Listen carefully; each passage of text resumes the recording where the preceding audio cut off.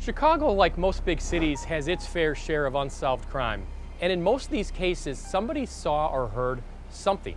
It could be a suspicious person, a car driving away from the scene, or simply overhearing somebody talking about the case.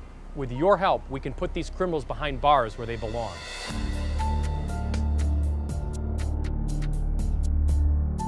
Here in Chicago, we have too many unsolved murders. We need your help.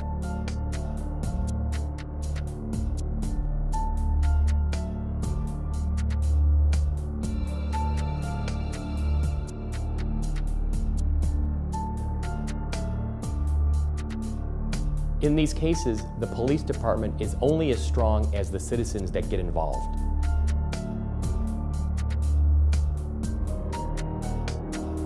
Oftentimes, all the detectives need is a tip, a start. Somebody to call in and say, I saw something. Any little information that you know can be the impetus to solve the entire case.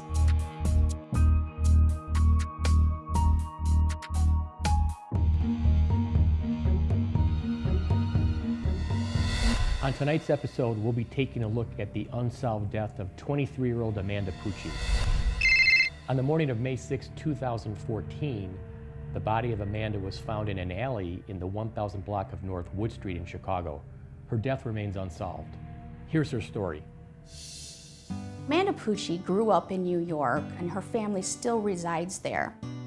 I had a chance recently to speak with both grandmothers and also her mother, Christy, and she was described as a very young, energetic girl, very strong-willed, very ambitious. Even at a young age, she showed those traits. I met Amanda when I lived in Fox Lake at the time, and she had came to apply for a job. She approached us and saw that we worked there, and Amanda decided to talk to us, and before she even asked our names, she had asked us all what our signs were. Amanda was big into horoscopes, loved reading about everything, knowing people's backgrounds of horoscopes. So Amanda came up to us, asked us all what our signs were, and then she asked our names. She was very just interested in getting to know people in general, and that's where she developed a lot more of her qualities, where she would be helpful to others, very nice, and a very kind person. Amanda used to always tell us every day that things were gonna happen or this was gonna happen. When I first met Amanda, she actually told me that she is an Aries and I am a Libra. And Amanda told me that Aries and Libra females will go of two ways. They will either be best friends or they won't like each other at all. And Amanda and I soon learned that we became inseparable. Amanda's mother, Christy, was very instrumental in Amanda's life growing up, but also her grandmothers, Carol and Karen, were also very instrumental in raising Amanda. She loved to spend the night at her grandmother's house. She loved to be in the forest, hiking, loving nature, and she also loved to find animals that often roamed in the forest.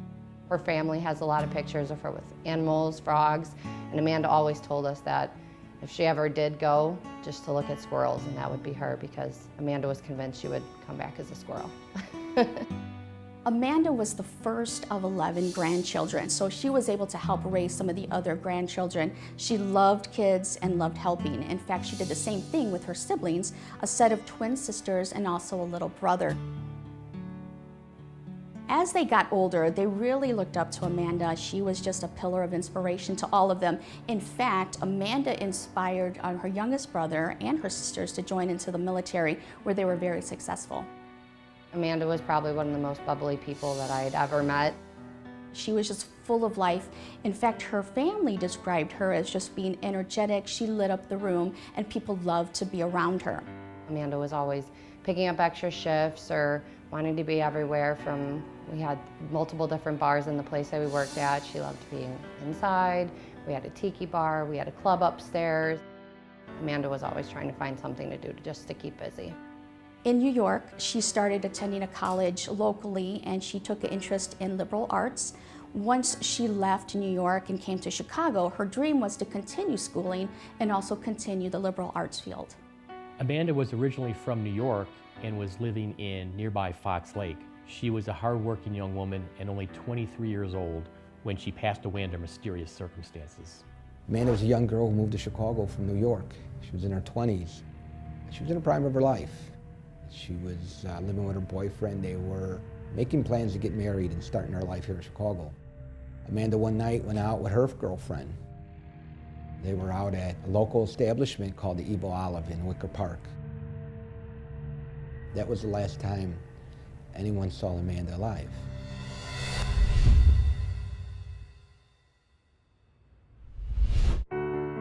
Have you been in an accident? Have you been the victim of discrimination or had your rights violated? Have you been injured?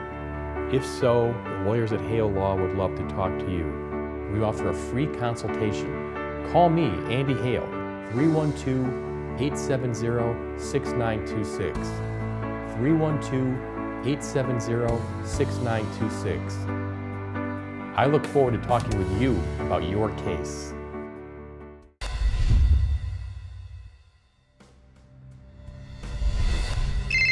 Amanda was a young girl who moved to Chicago from New York. She was in her 20s. She was in the prime of her life. She was living with her boyfriend. They were making plans to get married and starting their life here in Chicago. Amanda one night went out with her girlfriend. They were out at a local establishment called the Evil Olive in Wicker Park. That was the last time anyone saw Amanda alive. I had talked to Amanda the day before everything happened. Well, the morning of that everything happened, we actually talked while she was on her way to work. And Amanda wanted me to come out to the city because it was Cinco de Mayo. And then Amanda was gonna go with our friend to a Cubs game, but she ended up not doing that. She just went out with a friend to go get some drinks. Amanda had gone out to celebrate Cinco de Mayo with some of her coworkers. She was a healthy, vibrant young woman at a popular dance club. It was a great night in the city that night, so a lot of people were out. She was at a venue called the Evil Olive, and this place was packed, as it usually is. Amanda was seen in some surveillance photos and videos. She was having a good time, celebrating with her friends. Nobody knows what time she actually left, although she was there with some friends that night. Nobody was quite sure what had happened to her because nobody's seen anything prior, anything that would indicate that she was in any trouble or that she even wanted to leave the Evil Olive. This was the last place she was seen alive.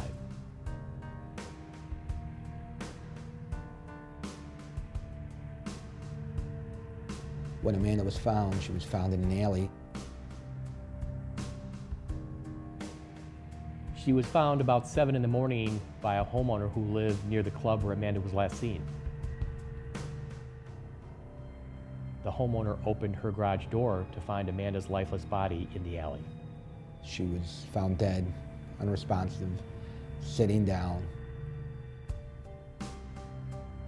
The homeowner contacted the police, who responded immediately and pronounced Amanda dead at the scene. The police found no signs of trauma, but are still investigating this sudden and suspicious nature of Amanda's death. Later in the evening, I got a call repeatedly from a New York number, and then I got a Facebook call, and it was Amanda's mom, and I was very confused. She asked me if I had talked to Amanda, and I said no, Amanda was out last night, so I just kind of figured she was still sleeping. She had told me that Amanda usually calls her, and she hadn't, and she couldn't get a hold of Mike, and she felt like something was really, really wrong. And then the next day, Amanda's mom called me, and they didn't know what happened yet, but there was a notice out of a girl that sounded very descriptive of Amanda. The family found out about Amanda's incident because they received a call from Chicago Police Department. Keep in mind, Amanda's family lives in New York, and to hear news like that is really devastating when you're so far away. So that's when I reached out to Mike, and someone had answered his phone, and she had just basically verified to me that unfortunately it was true. And then we hung up the phone. She didn't want to give me any details, which I understood. When Amanda's grandmother Karen got the news, her first thoughts were that Amanda had been raped and brutally beaten and left in an alley to die. They weren't quite sure. They didn't really have answers at that time. When Amanda was taken to the Cook County morgue, the medical examiner ruled it overdose, heroin, and alcohol.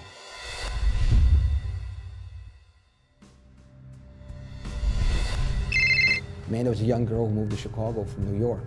She was in her 20s. She was in the prime of her life. She was living with her boyfriend. They were making plans to get married and starting her life here in Chicago. Amanda one night went out with her girlfriend. They were out at a local establishment called the Evil Olive in Wicker Park. That was the last time anyone saw Amanda alive.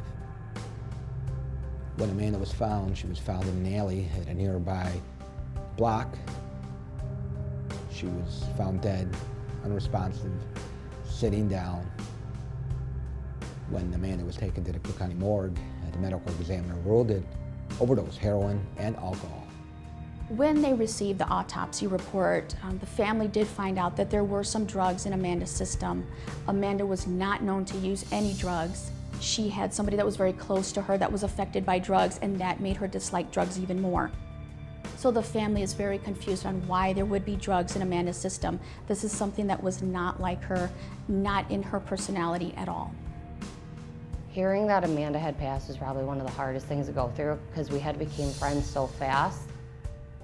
And as fast as she came in my life, she was pretty much taken.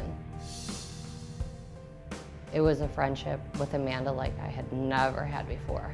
She was just the most random, outgoing, caring person, and so full of life. So it was hard. Till this day, it's uncertain whether Amanda was a heroin user.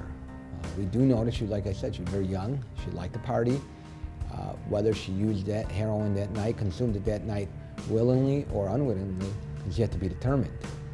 Through some investigation with the Chicago Police Department, they're still putting together details. She had just been left for dead there, and this is a case that still remains open and as a death investigation. The police arrived, they found Amanda's body and canvassed the area looking for clues. Police noticed that Amanda's purse and cell phone were missing, and those items have yet to be found. Her purse and cell phone could contain valuable information in solving this crime. This case continues to be a death investigation. Amanda's family continues to work with the Chicago Police Department, and every year they do send out flyers throughout the city to help get any type of information.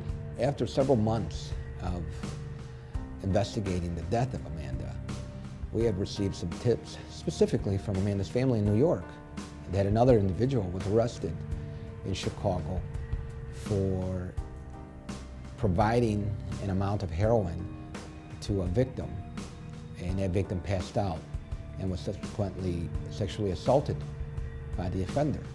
And she had said that she had heard that there was someone at the party at the Evil Olive the night that Amanda died that closely resembled the individual that was arrested for that criminal sexual assault and providing that controlled substance to the victim. There were a lot of people in the bar that night, several of whom were seen on security footage who are now of interest to the police. It's possible that Amanda may have left with one of these individuals, voluntarily or otherwise. Amanda's grandmother in New York had received Facebook messages from someone who was at the Evil Olive the night that Amanda died. And that individual provided her with an article, newspaper article, and said, just an FYI to her, said, you know, this guy that was arrested, I believe he might have been here the night that Amanda died at the Evil Olive. I reassigned it to a new set of detectives to take a closer look and to make a determination whether that person was in fact at the Evil Olive the night that Amanda was found dead. We started doing background checks, started running phone data, historical data, and as we learned that night at the Evil Olive, it appears that both phones were pinging in the area of the Evil Olive. What I had our detectives do was go back and see if the Evil Olive had any video of the night that Amanda left and was found dead. And they did. They recovered hours and hours of video. And subsequently, what we did learn is that individual was potentially at the Evil Olive. This has been very hard for Amanda's mother, Christy. In fact, she's very numb. She really has lost a huge piece of her heart. In fact, she described it as the worst feeling in the world, a pain that nobody can really imagine unless it has happened to them. It has affected her siblings as well. They really took it hard because they are such a close family. It really did devastate them. However, they were able to rise through and continue, knowing that the feeling of Amanda watching over them would help them get through this.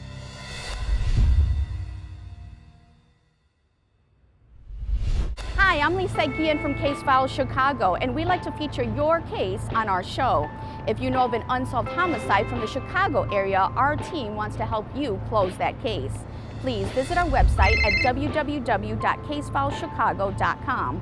While you're there, you can also view our database of unsolved murders that needs your assistance. Only by working together can we help solve these crimes and help heal our city. Thank you, Chicago, and stay safe. Have you been in an accident? Have you been the victim of discrimination or had your rights violated? Have you been injured? If so, the lawyers at Hale Law would love to talk to you. We offer a free consultation. Call me, Andy Hale, 312-870-6926. 312-870-6926. I look forward to talking with you about your case.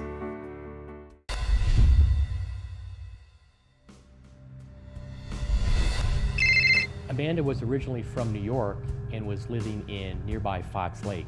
She was a hardworking young woman and only 23 years old. Amanda had gone out to celebrate Cinco de Mayo with some of her coworkers.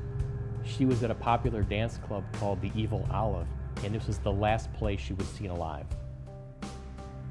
Amanda was found about 7 in the morning by a homeowner who lived near the club where Amanda was last seen. The homeowner opened her garage door to find Amanda's lifeless body in the alley. The homeowner contacted the police, who responded immediately and pronounced Amanda dead at the scene. The police found no signs of trauma, but are still investigating this sudden and suspicious nature of Amanda's death.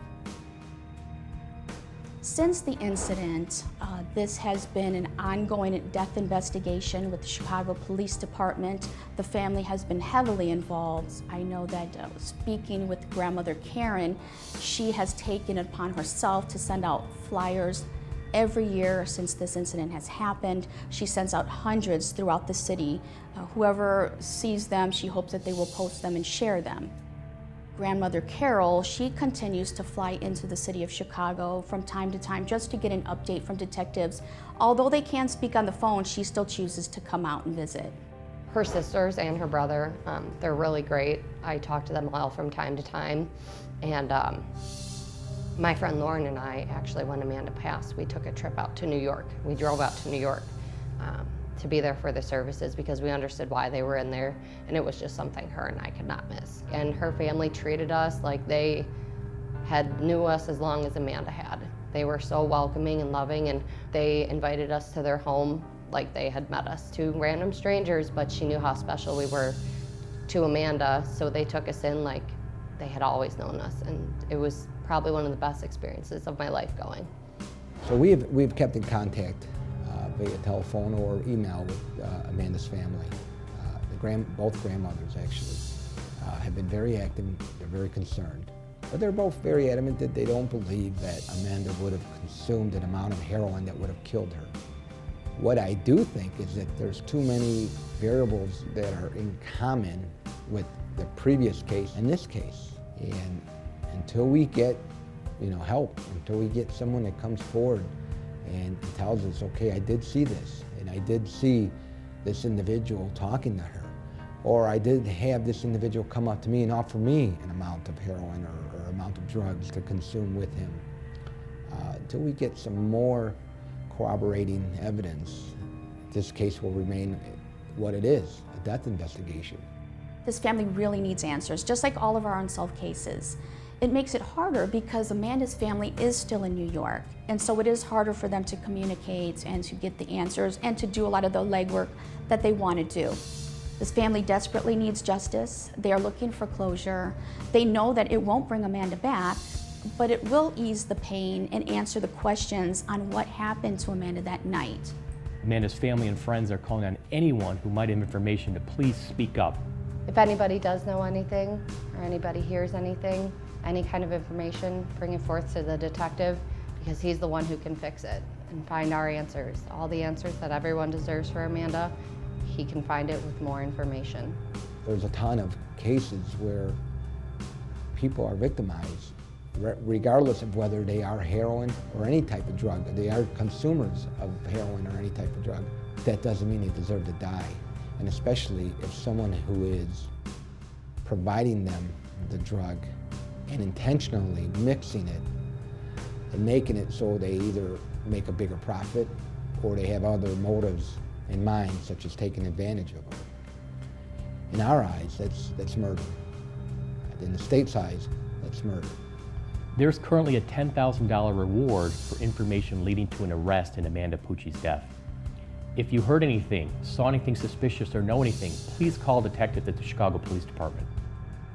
I'm asking that if you did see her, or if you knew her, you saw her coming in or leaving the bar that evening, if you saw her talking to anybody, if you recognized anybody that she was talking with, please come forward. Any little bit of information would be helpful.